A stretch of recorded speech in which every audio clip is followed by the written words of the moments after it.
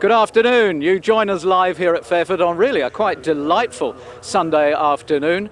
This is a fantastic site. It's the world's largest military show this year, over 400 aircraft from 20 nations. And I have to say the weekend has got mixed emotions. There is, of course, sorrow for the lives that were lost in the Gulf conflict earlier this year, and concern that that particular job is not dealt with yet. And also, there's a bit of a question mark over the aircraft behind me. It's not going anywhere until I've transferred microphones, put the special headset on, so that I can talk to the captain, Paul Milichik.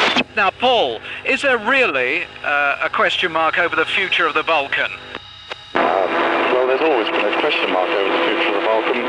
We hope to keep the aircraft flying for at least one more season after this one. That's yet to be decided. But after that, we need to spend a large amount of money on a major servicing, so we're really beginning to look for sponsorship from a large, wealthy company. Perhaps the BBC could help us out on that one. To be able to help you, how old is the aircraft that you're about to display?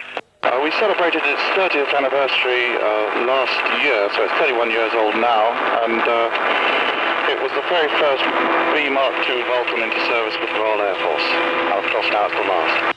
Does this mean that you tend to treat her a little bit gently? Yes, we look after her as much as possible, because we still have to display her, and to that end we keep the speed down in the display to display the aircraft as slow and as close to the cloud as possible. It's a very large aircraft, but we can keep the display within the confines of the airfield boundary, which is one of the reasons it makes it so attractive. Paul, thank you very much for making it possible for us to delay the show for that little chat. We'd now like to follow your takeoff checks. Okay, and we've been clear for takeoff, eh? Okay, and stand by for takeoff, going through to 80% on the brakes. Okay, Pascal, 16, 17. 80% across. Okay, and the brakes are holding, going through the full power now, the nose dips slightly, releasing the brakes, a surge of power as the aircraft starts to accelerate engines rapidly down the runway. Forward pressure on the control column, I'm steering with my rudders, 80. moving my hand up the control column now, keeping the forward pressure. 120, 130, rotate. And about 145, a positive backward movement to control column, pitching the aircraft steeply into a climb, looking for about plus 40 degrees climbing attitude, checking forward to hold the attitude. And as we get to about 1,000 feet, I'm going to roll the aircraft gently into a right-hand wing over, and that completes a standard Vulcan display takeoff. Departure heading dart up.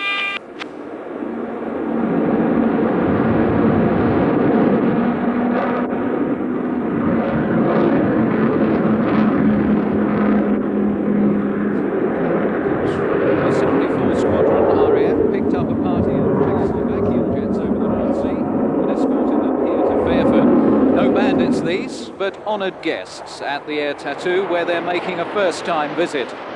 It's more than 50 years since RAF and Czech aircraft flew side by side. Two MiG-29s from the Czech 11th Air Regiment led a group of 5 other types into Fairford in a salute to their British allies of World War II. The 11th, incidentally, traces its roots back to RAF Honington in 1941, where it was born as 311 Squadron. And as a reflection upon changing times, they're now reverting to the old name 311 and changing their uniforms back to Air Force Blue. The unit has a tiger as its emblem and thereby hangs the tail. Sybil Rusco's been on the trail of the big cats. The tigers have gathered, Noel, and believe me, they're no pussycats. These tigers are here at Fairford to celebrate a very special anniversary. Find out more later on. Well, Sybil, where there are tigers, you'll often find a hunter close behind. And today is no exception, as we take a loving look at the Hawker variety. 40 years old and still flying high. Well, of course, we've got plenty of aerial action for you. The reason I'm laughing is that I think I know what it's like to be vulcanised. My ears went to rubber when that thing took off. We've got some F5s at the moment, and of course the Red Arrows are coming. Rob is with our 2 experts in our commentary position. We've got Paul Beaver and John Hutchinson, who are going to guide us through the action this afternoon from Fairford. And so the International Air Tattoo 1991 opens with the RAF's parachute display team, the Falcons. This is the team's 26th season, All 12 members are physical education instructors from No. 1 Parachute Training School just up the road from here at RAF Bryce Norton. They're forming a 12-man canopy stack, and unique to the Falcons, you may see the split stack spiral. You start the thing going by pulling down on the steering toggles. Those are the ropes that control the lifting. They're very manoeuvrable canopies, these particular parachutes. The leader is Flight Lieutenant Mark Smith. There he is, down on the first cross. And right down into the drop zone. As the smoke clears from the falling Falcons, the Patrie de France with their 8 Alpha jets, adding a little rouge blanc et bleu to the Fairford sky.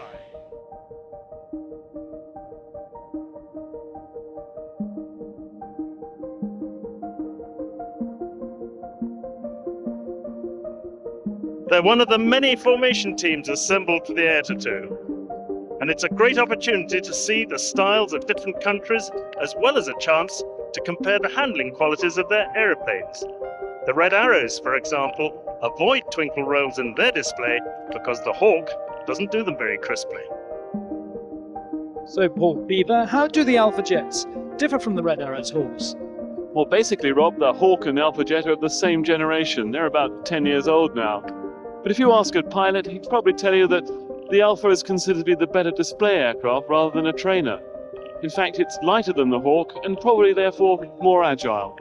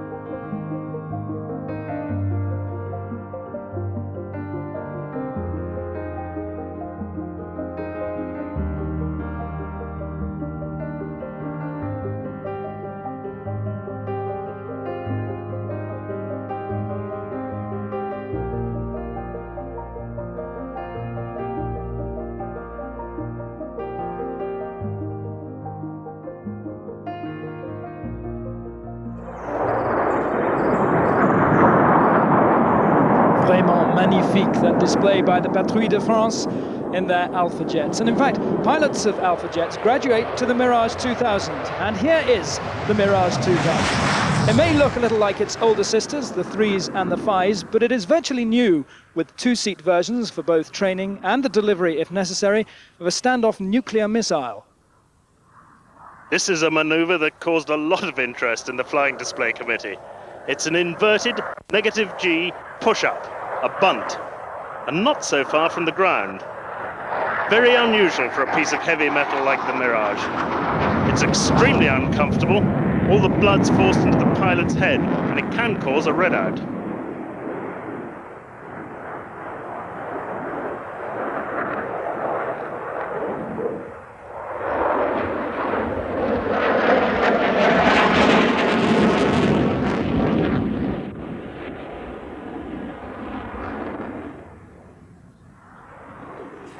A little look inside the tower. The Regulator 2 team of air traffic controllers doing a great job here this weekend. Now, like the Mirage 2000, the F-18 Hornet also found its first combat testing ground in the Gulf War, but not in these colours, Paul. Now this is the EF-18 version developed specially for the Spanish Air Force. The US Marines, US Navy and the Canadians flew the Hornet, of course, during Desert Storm and did a very good job. The Hornet actually was developed for the US Navy, and it's equally at home operating from land bases or aircraft carriers. In fact, there are more than 1,000 Hornets in service, and just last month, the Swiss Air Force ordered 34. It's quite an aeroplane. It's got quite an interesting system of undercarriage, robust for aircraft landings on aircraft carriers, and of course, that's equally good in short field performance.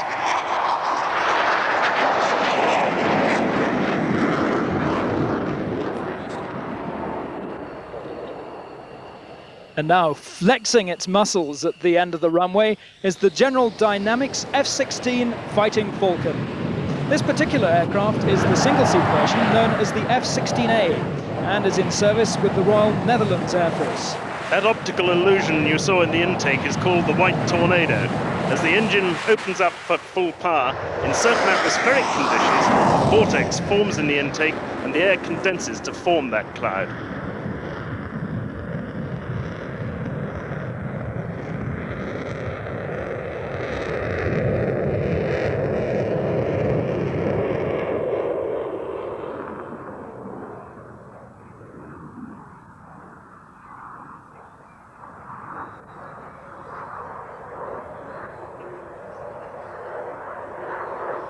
And here it is proving its reputation for extreme agility and stamina.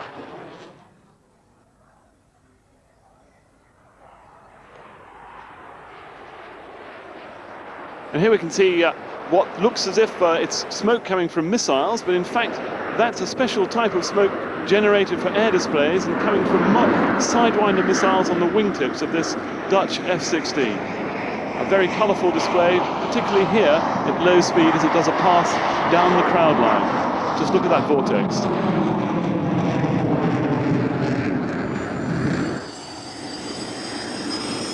"40 years old this month is the Hawker Hunter. It marks the midpoint in the development of the great Hawker fighter dynasty, from the immortal Hurricane to its equally famous Harrier descendant. When it first flew at Farnborough in 1951, it caused quite a stir by surpassing the then air speed record of 670 miles per hour. It's considered to be Sir Sidney Cam's most elegant design. From the air, the first impression is of a particularly long, clean fuselage dominating the wings and tail unit. The full sweep back of the wings begins outboard of the air intakes, a feature which follows the example of earlier Hawker jet fighters, such as the Seahawk, P-1052 and P-1081. This background of design experience shows in the modernized lines of the Hunter. Look for a long, slim fuselage, swept back mid-wing, bulging air intakes, and a tailplane set low on the fin. If these features are present, you've spotted a Hunter. Pilots have always had a soft spot for the aircraft, and Brian Grant, ex-Fleet Air Arm, ex-RAF, and now a civilian flying for the Navy, explains why. When one sat into a Hunter, as I am right now, fully strapped in, you feel part of the whole aeroplane. So, whatever you do with the aircraft, you actually feel as if you're part of a living animal almost, and this makes manoeuvring it and any other part of flying most enjoyable. The one lovely thing about the Hunter when one's manoeuvring it is it's a very forgiving aeroplane, and it doesn't savagely bite you at all. And you always know that it's going to treat you well. So it's very smooth, it's so refined really in comparison with modern aeroplanes. Flying around in a Hunter is definitely a privilege. the team of people that put the airplane together on the design side and on the test flying side got it right. So when you take this airplane airborne, it really does feel very, very graceful, and you feel part of the airplane, and to a degree you're allowed then to fly in God's creation. For the Royal Navy, it's now a target tower. For the RAF, a trainer. But for the Patrouille Suisse, the Hunter is still a star performer.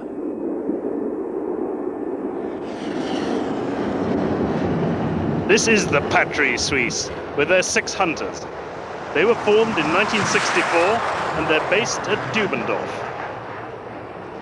Yes, John, and what's interesting about Switzerland and its Hunters is that they still operate about 100 of them. They're kept in alpine bunkers, and in wartime they'd use roads as runways.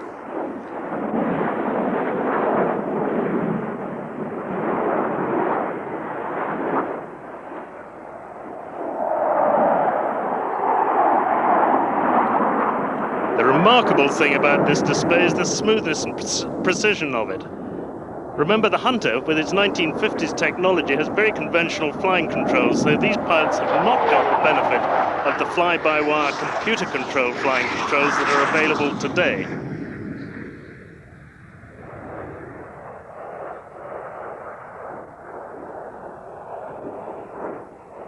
It certainly is a graceful display, and there I think I spot a Swiss roll.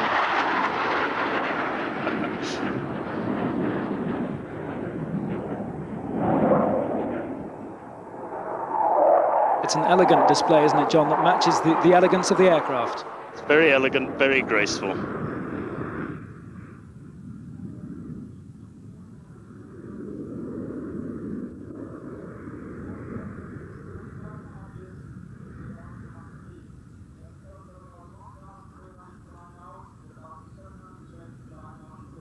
The Indian Air Force also has a Hunter display team, and it's still flown in Zimbabwe and in Chile.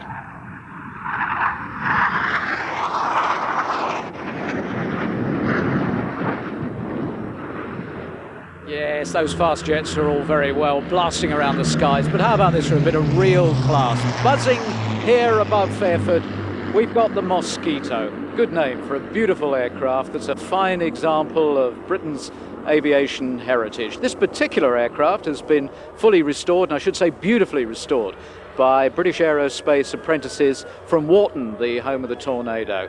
Hutch, it was called the Wooden Wonder in its time. Why was that? Well, it's made of wood, Noel. It's made of cedarwood and plywood, and I think it probably kept the G-Plan factory going during the war. She was the original multi-role combat aircraft, of course, the Tornado of her day. And in service for very long? She was in service up until 1955, 15 years. Just makes such a wonderful noise.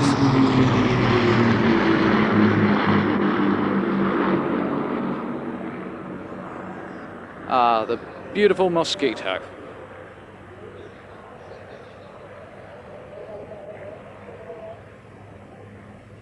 And swooping into view in just a little while, or maybe I should say that it is leaping, considering this unusual war paint. It's a Belgian Air Force F-16, which flew in on Wednesday. And if it puts you in mind of a flying Tiger, there's a very good explanation, and Sybil has the answer. This is Tiger Meet 91, the biggest ever assembly of the world's Tiger squadrons. They're here for the 30th birthday party of the NATO Tiger Association, an exclusive club for the big cats of the air. British, American and French squadrons with Tiger emblems started the association in 1961. To join, you have to have a tiger for your emblem. Wing Commander John Patterson is the Tiger Meet organiser. I think this is the biggest one we've had. There are in fact 26 squadrons in the association now, and the association has also agreed to throw open membership to any Tiger squadron throughout the world.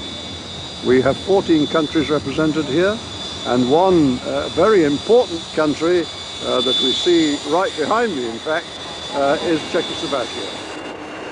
Alongside the Czech stripes, the Lockheed F-104 Starfighter from the Turkish Air Force. And from the French, the snazzy Magister jet trainer. Graham Clark is the commander of 74 Fighter Squadron. Why is it a special year for you this year, Graham? Well, as you know, it's the 30th anniversary of the NATO Tigers, and we were one of the first 3 squadrons to form the NATO Tiger. There was us, the Americans, and the French. And for us, it's actually our 74th anniversary as well. And as we're 74 Squadron, we're obviously making the necessary celebrations for it. What I want to know is who paints the Tiger on your Phantom? Well, the paint shop do. We've got lots of painters at Waddisham, and they do it for us. And some of the countries have put a lot of effort and obviously a lot of time into painting the aeroplanes. It's not easy painting an aeroplane, actually. And the NATO Tiger's motto? Hard to be humble.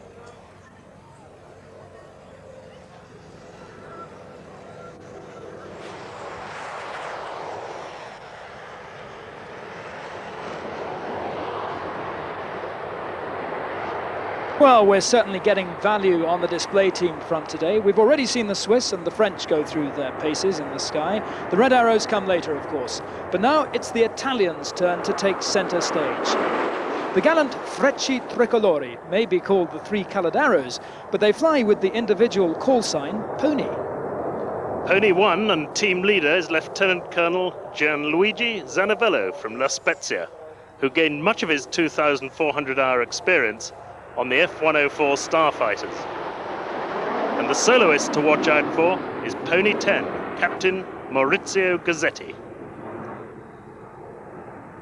Well, the Frecce are seen here flying their MB339s, but they started back in 1960 with the Canadair F-86 Sabre. In 1964, they moved on to an Italian-built Fiat G91. And then 2 years ago, they moved on to the Air Macchi, another Italian aircraft and one which has proved very successful for them. Now what you have to do is look out during the next sequence for 2 difficult solo maneuvers: the tail slide back into the own smoke of the aircraft and the Longchevek. They're unique in jet aerobatics.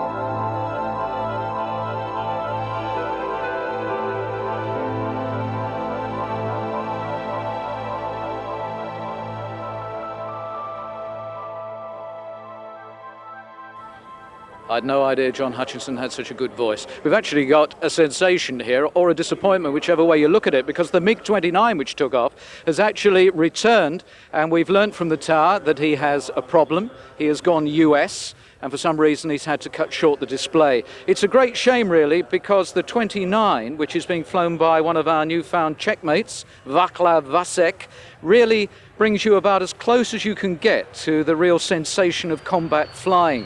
A magnificent display normally, and Paul Beaver, I think you'd agree, this really, of all the Soviet aircraft, must have been the one that worried everybody the most in the Gulf conflict. Yes, Noel, certainly the coalition air crews are very worried about the reputation that the MiG-29 had. NATO calls it the fulcrum, and it's a very tough and agile aircraft. We've seen flying displays in the past in the United Kingdom, at Farnborough, for example, which has shown just how agile the aircraft is. But I think we have to remember that it's only a third-generation fighter, and the Soviets were telling us at the Paris Airshow last month that they're already into a fifth generation, so we just wonder how good they're going to be. Well, with its display curtailed, it would be easy to be a little bit flippant and say that they've got to go looking for reliability, because it came past here sounding like its big end has gone. Anyway, MiG-29, display shortened. Rob, however, has been getting to the root of one of the problems that I have as a private pilot. Knowing where you are, it's a problem. Well, from some fairly advanced flying skills to the more basic skill of navigation, getting from A to B. Well, amazingly, pilots are still brought up on the Dalton computer, the aviator's slide rule. It helps to tell you how to compensate for the wind blowing you off course. And as time moves on, there's the personal organizer, which now has its own chip filled with the database of airfields and radio beacons. It's much easier to use and far more accurate. So that gives me my intended route. But how do I know where I am? Well, I could look, I suppose, but what happens if there's no point of reference? Well, for thousands of years, navigators used the stars. And indeed, even on an aircraft as modern as this Hercules, it actually has its own sextant on board, which they use when they fly over places such as the South Pole. More normally than that, aircraft would use radio beacons. But what if you're flying over the ocean out of the range of radio navigation aids? Well, again, aircraft like this have a highly sophisticated device known as an internal navigation system. But it's also colossally expensive. So what else is there? The technology has come full circle, and once again, man has turned to the stars. They're nav stars, satellites, some 11,000 nautical miles up in space, which are able to feed signals into a little box like this, telling us our exact position with incredible accuracy to within a few feet. So I've programmed a destination waypoint somewhere on the airfield, and it tells me exactly how I'm going to get there. It's on a bearing of 281 degrees, its distance is 0.290 of a mile, and by also telling us our speed, which at the moment is 10.1 miles an hour, it'll tell me exactly when I'm going to get there. Now, the implications for pilots are amazing. It'll also tell you the height, it'll guide you into airfields anywhere in the world that don't have radio navigation aids. Similar uses, of course, at sea. And on land, well, in the ever-changing face of the desert, it is known that some worried mothers actually bought these at about £1,800 each to send to their sons out in the Gulf so that they didn't lose their way home.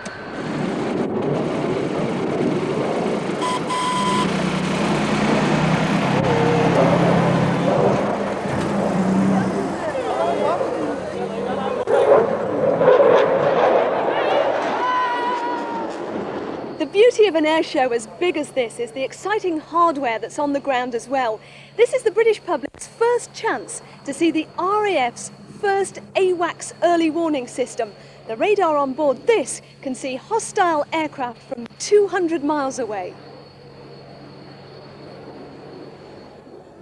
This is an American F-16 gold top. The reason it's gold, the material that is so far absolutely top secret. But we know that the gold material absorbs radar rays, and that makes the F-16 appear a lot smaller on a radar screen. And that means that it's a lot harder to hit by an enemy missile. There are plenty of Americans here and plenty of secrets as well, and this is another one. This is America's B-1B swing wing bomber. It's very secret. This is the first time it's been to Britain this year. But if you are going to show yourself off, what better place than here?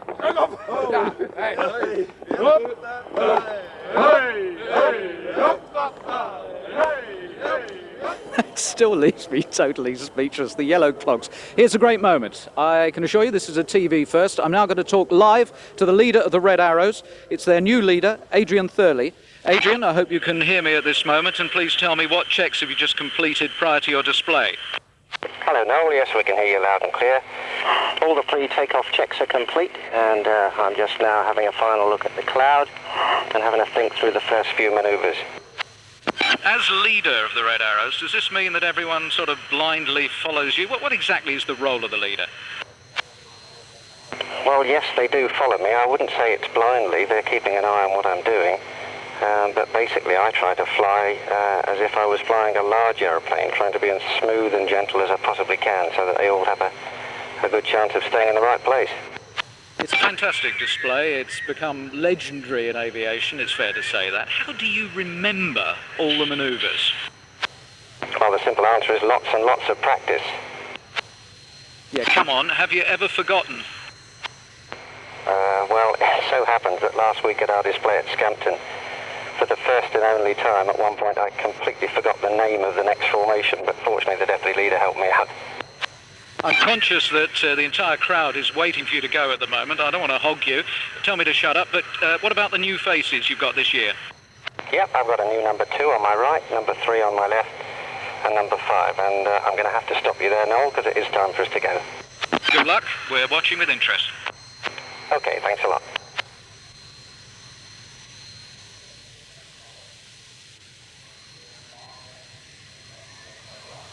Display takeoff coming left. 6. 8's radio. Thanks.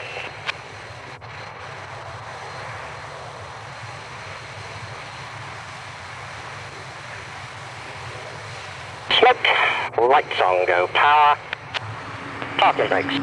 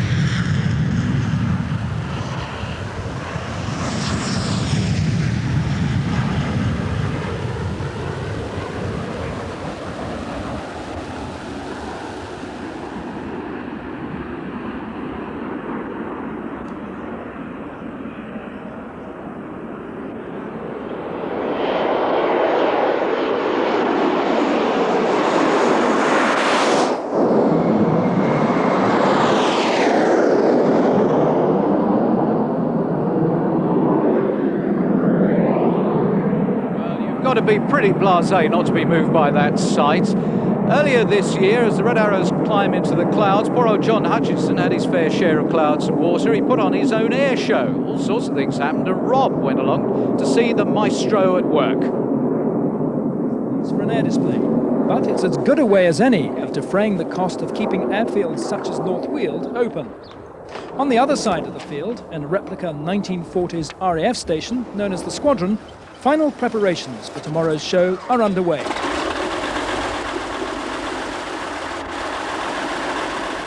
Anthony Hutton is the driving force and air traffic controller at this North Weald club. But what of John? Well, Hutchinson's powers of delegation are such that it's all going so well on the ground, he's able to take the opportunity as clerk of the course to have a look at things from the air. Would you like to explain exactly what you're doing up here, having a bit of a joyride, and if I may say so, in some degree of style?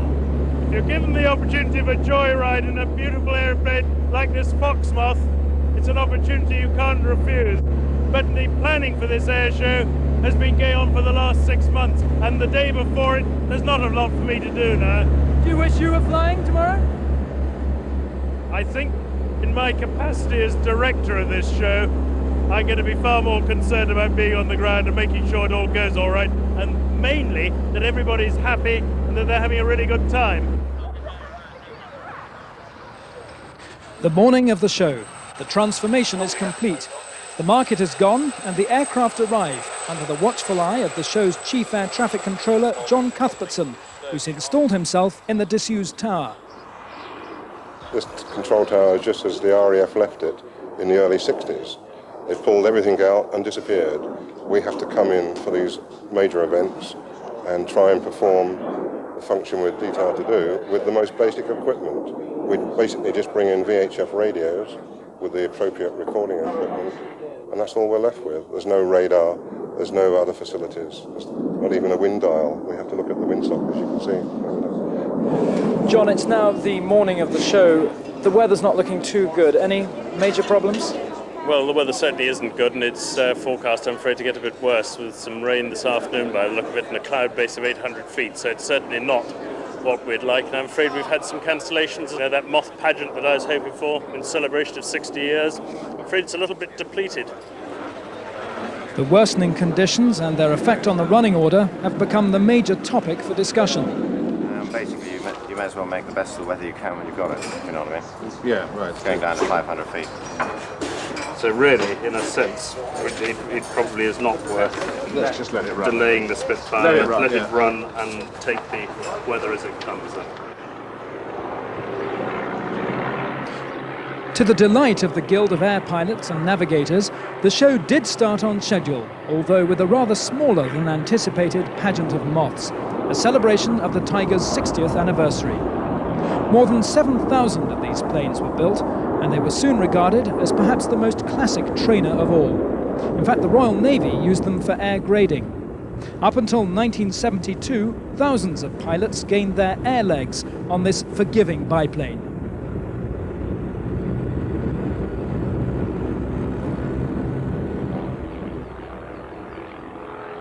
Despite the rain, the cloud base was just high enough for Brian Lacombe to throw his tiny extra 230 around the murky skies. How bad does the weather have to be to stop you doing your display? I think we are actually in the worst situation today. We're in the situation I really dislike, in that we don't know what the weather's going to do it. We don't know it's going to be a 200-foot cloud base when it comes our time to display. We'll have to look at it literally 5 minutes before and say, right, we'll do the flat show, or we'll go for the big show. The Royal Navy Sharks are up, sadly not to display, but in search of some much-needed jet fuel. There's a bit of a shortage. I'm afraid we've got 2 Harriers stuck here for the night. Because? We haven't got any jet fuel here, Rob. Was this a slight oversight on your part, John? Well, this is one of the problems that happens when you delegate. Whose fault was it? You could call it over-delegation. Fuel enough for 8 Olympus engines, as those 2 great Deltas, Concorde and Vulcan, purr across the Essex countryside. A unique achievement for John Hutchinson. At any air show, pilots have to obey strict Civil Aviation Authority safety regulations. Barry Tempest is the man they have to watch out for. Barry, can you just explain what your duties at the CAA are? Yes, I'm head of the section that looks after private aviation in the UK, and one in today's context, one of my responsibilities is looking after air displays. Now, you are actually displaying here today, but are you also here as an official CAA observer? I am displaying. I am not here as a CAA observer. One of my staff is here to regulate the show, to make sure that all pilots, including myself, stick to our approved minima. How different would the safety aspect be from a show like this compared to Fairford? Exactly the same. The numbers of people attending are different, the type of aircraft are different, but essentially the same display discipline and limitations will apply here as at Fairford. Unlike Fairford, the conditions at North Weald weren't so kind. As you can see, the weather's absolutely appalling and getting worse, and I'm afraid the very sad truth is that the Red Arrows, who've been waiting at Stansted all this afternoon, hoping to come and display to us, are going to have to cancel. The thundering precision of the Red Arrows is already generating gasps here. Don't worry, we will bring you plenty of Red Arrows action before we go off the air. But of course, the mood of happiness and enjoyment this weekend at Fairford is in stark contrast to the atmosphere of gloom, which I'm sure we all felt earlier on in this year when once again Allied forces were in action. The International Air Tattoo has its own tribute to the men and women who took part in the Gulf hostilities. Indeed, all the gate receipts are given to the RAF Benevolent Fund, and I'm told that already £500,000 has been raised. So that's great news. Let's now take a look at some of the aircraft that went to the aid of Kuwait. The Tornado GR-1 strike aircraft. Its role as a bomber in the Gulf was to destroy enemy airfields using the controversial JP-233 runway buster bomb, and also to clear the path for these stealth fighters. It also bombed the bridges on the Tigris and Euphrates rivers. Over 200 Tornado GR-1s are in service with the UK, Germany, Italy and Saudi Arabia. But returning to the Gulf, because of its dangerous role, GR-1 suffered some very heavy losses. I think it's true to say that the strikes carried out by the Tornadoes in the first days of the Gulf War were amongst the most dangerous missions of that whole war. And let us not forget the brave navigators who located the targets and fired the weapons. Indeed, John, brave men indeed. But the facts are quite startling. There were 6 Tornadoes lost in combat operations during Desert Storm, and sadly 5 pilots and navigators failed to return from the action. I suppose you can say that's the price of victory. But if we look to the future, the Tornado's still got a lot of life in it. It's got some new roles coming up. It's soon going to replace the Buccaneer as the Royal Air Force anti-shipping aircraft, and it's certainly going to fly well into the next century. Now, this rather peculiar-looking aircraft is the Fairchild A-10 Thunderbolt, the tough US tank buster, which had the name Scudbuster added to its list of nicknames during the Gulf War. It's been in service nearly 15 years now. Over 700 aircraft were built for the USAF alone, and over 800 have been built in total. It's actually built around a 7-barreled 30mm Gatling gun. It was designed for the US Air Force as a heavily armoured flying gun platform. But of course it also packs rockets, missiles and bombs. If you look at that design, it's got 2 tails and 2 engines. It's designed to survive low level. The pilot, in fact, sits in a titanium bath to make him as bulletproof as possible. Turbofan engines, aren't they, Paul, which is unusual in a combat aircraft? It's fairly unusual for that generation of aircraft. The aircraft's been around now since the 70s. Well, the first aircraft across the border into Iraq were the American Wild Weasels, updated versions of the F-4 Phantom. Paul, how do these differ from the ordinary Phantom? Well, Rob, if you remember, the ordinary Phantom's role has always been air defence and close air support. What they did with the Wild Weasel was to take away most of those weapons and replace them with black boxes packed with the wizardry of the modern engineer. And its role is to go in, low level, find enemy radars, find the air defence radars, in fact, use a special type of missile which homes in on those radars. Once those are destroyed, the whole missile and gun systems are blind.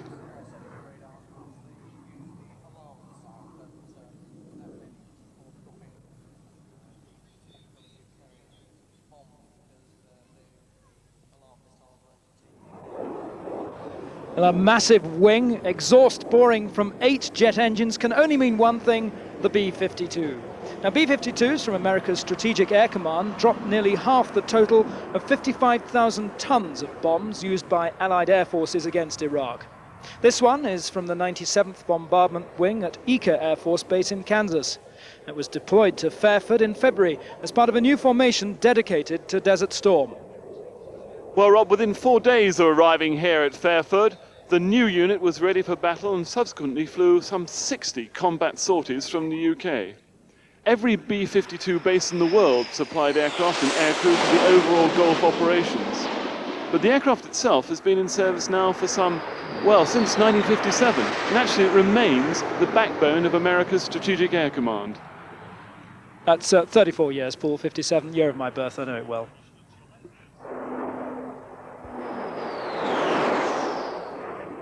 Well, although the crowds, of course, come here to gasp and admire the awesome capability of the aircraft and the flying skills of the air crew, the one conversation at Fairford this weekend is, will there ever be another air show quite like this International Air Tattoo? Because with massive budget cuts on both sides of the Atlantic, the question, of course, is, will the air forces of the world be able to put on displays like this that the Red Arrows are doing at the moment? Will they be able to entertain us in such fine fashion? Without a doubt, the air show scene is changing, and I, for one, would be very sad if the excitement of Fairford was denied to us forever. And I can't imagine a situation where we couldn't be totally overwhelmed and overawed by the artistry of these guys, the Red Arrows.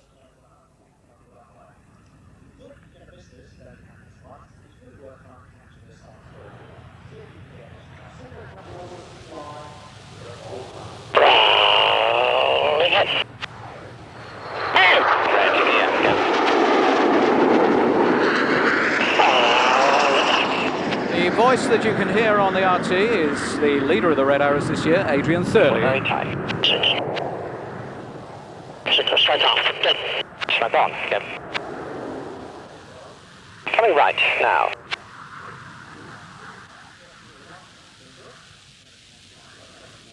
Cross point.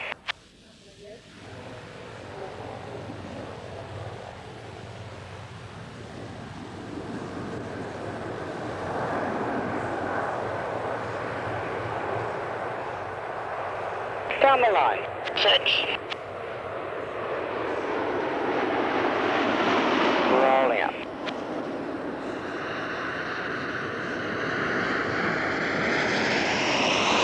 Here. Go. Power.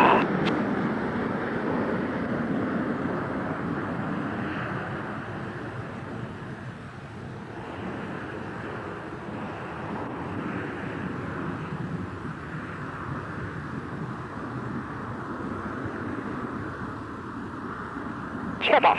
Good. Step up. Good. Super straight on. Good.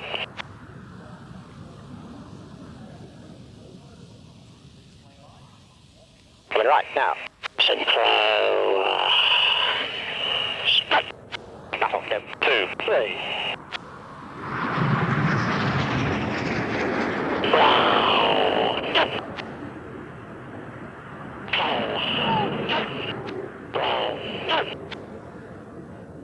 The clipped staccato instructions of Red 1 Squadron Leader Adrian Thurley, of course slightly distorted by the tremendous G-forces that these Hawks pull in the various manoeuvres. Adrian is new this year, but it's his second time with the team. He first joined in 1985, flying as Red 9. In the next 2 seasons, he flew in the synchro pair as Red 7 and 6. He's aged 36. He was born in Newmarket. He joined the RAF back in 1975.